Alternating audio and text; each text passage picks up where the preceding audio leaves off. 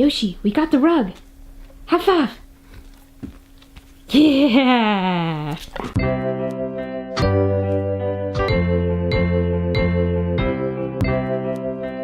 All right, Sarah waking up here of Parents Who. I know it's echoey. It will be echoey until there is a rug and proper furniture in here and not before. I'm starting something new today. It's called Random Tips, Random Facts. Sarah's random, what do I want to call it? Tip facts. What's another word for tips? About a year ago, I had one of my oldest friends teach me how to put on makeup. That's right, makeup. I don't think I have redone my makeup or thought about makeup since I was probably 13, 14. My friend Jennifer is fantastic at makeup. Her makeup is always beautiful and she's really good at teaching how to put it on. And while she was teaching me, she also showed me how to curl my hair. If you're a guy, I'm sorry, just skip this part. Go to whatever number I put up here and we'll get to the dining room. When she did my hair, she put this spray on it and she said this will help hold the curl because my curl never holds, it always falls out, always. And I was skeptical, but she put it on and it worked. So I went to the store to buy it. They sell it at Sephora, they sell it online, I'll put the link below. I went to the checkout counter and they told me that this Bumble and Bumble thickening spray, it is a 4-ounce bottle, was going to cost me $33. $33 for this right here. This is gonna cost me $33. So I've never spent more than probably $4.29 on a can of hairspray. So I asked the lady, why is this $33? And she told me, it's because it has memory technology. And I told her that was a load of horse. She said to me, you know what? I know it sounds funny, but buy it. And if you don't like it or it doesn't work, even after you've used it, bring it back and we will refund your money. So like a good consumer, I said, okay. And I took it home with me. And I will be darned if this stuff doesn't work. It's amazing. I will curl, so I wash my hair and then I put some mousse in it before I dry it, just like $1.29, whatever. And then I dry it and then I curl it. And if I put this spray on it and I just spray it down here and then I'll kind of shake my hair up here and get some texture up here and I spray it all around, I will not have to do my hair again for 4 days. That's right, 4 days. It will hold for 4 days. I sometimes in the morning have to recurl a piece just to get it a little bit of oomph, but at night before I go to bed, I put it up, a weird like thing situation, and then the next day I take it down. It still looks like this. It's amazing. All you have to do is dry shampoo and you're done. I have had people at least 5 times hug me and say, wow, you smell so good. What is that? And I finally figured out it's this. So Bumble and Bumble dry spun finish, they are not paying me, although maybe someday they will. Totally worth it because you only have to use it every 4 days, and then you're saving on shampoo and conditioner when you're washing your hair. You're saving time. I've only had to buy 2 bottles in 6 months, I think, so it's not that bad. Okay, Sarah's tips over. Let's talk about the dining room for a second here. The reason I wanted to switch out the tables and put this table in here is because this wall is going to be black. The table that was in here was dark. It cannot match. It cannot go. I don't want a dark table against a dark black wall. So I switched it out with the table that we already have because I didn't want to buy another table, which is this table, which is a lighter color. I didn't explain that in the last video I made, but that was the reason for the switch. All right, the next thing that has to happen, or the next thing that I want to have happen, is a rug in here because the sound is crazy pants. You can hear it echoing all around the walls. What I did was I looked at my measurements of the room and then I decided with the chairs pushed in, how much space I needed between the chairs and the rug. And in this case, I think I Googled it and it was 24, I think you're supposed to. You're supposed to be able to, you don't have to do any of this. But as a guideline, you should have all of the chairs when they're pushed in on the rug. Some people say even when they're pulled out on the rug, it doesn't matter. And you need 24 inches, was it 24 or 36? I'll go look upstairs on the computer. 24 or 36 inches between the chair when it is pushed out and the wall. That makes sense for this reason. If you have a chair pushed back and you don't have enough space behind it in the wall or whatever other thing is there, people won't be able to walk by. And in this case, we'll have something over there that has cabinets that open, and you want those to be able to open with a chair pushed back. That's the ideal situation. If you can't do that, obviously, then, you know, do what you can or what you have space for.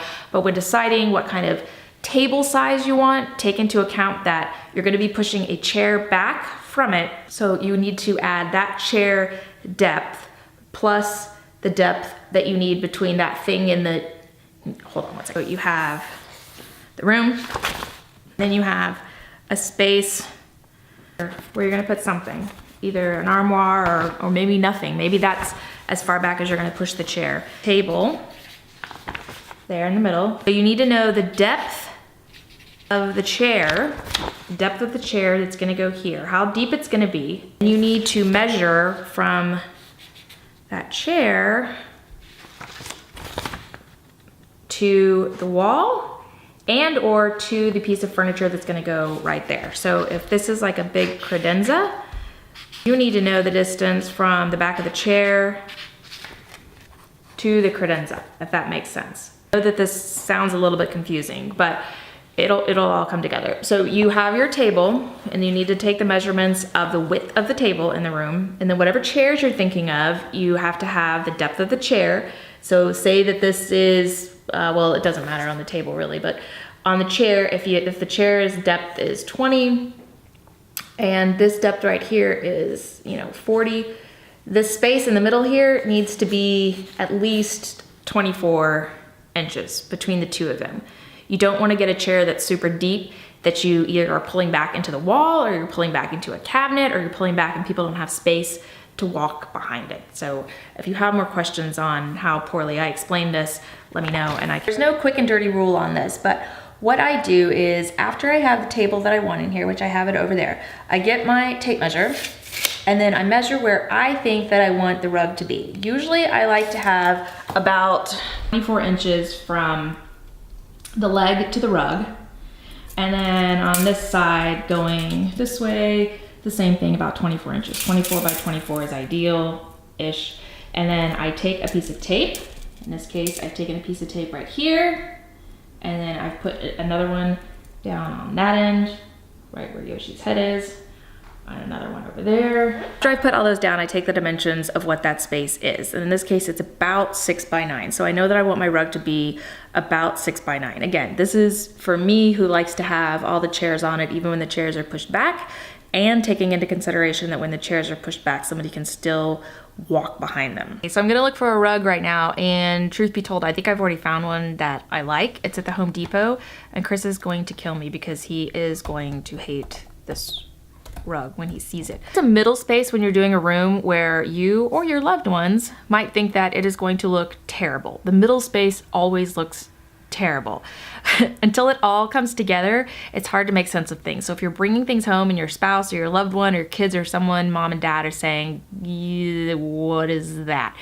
Tell them to just wait, just hang in there. And there's a chance that it might not work when you get to the end, but wait until you see the whole finished deal. Like when I was trying on wedding dresses, the lady would pull dresses and say, you have to see it on. And the dress that I ended up buying, when she brought it to me, I thought, there's no way, this thing is hideous. And I put it on and I absolutely loved it, and it's the wedding dress I ended up buying. But when Chris sees this rug, he's going to freak out and tell me that it is super ugly. And I'm going to tell him to just, I love that it's got some, the black in it down here, and that it's kind of funky, kind of outside the box. It's gonna be the thing that has the most color in the room.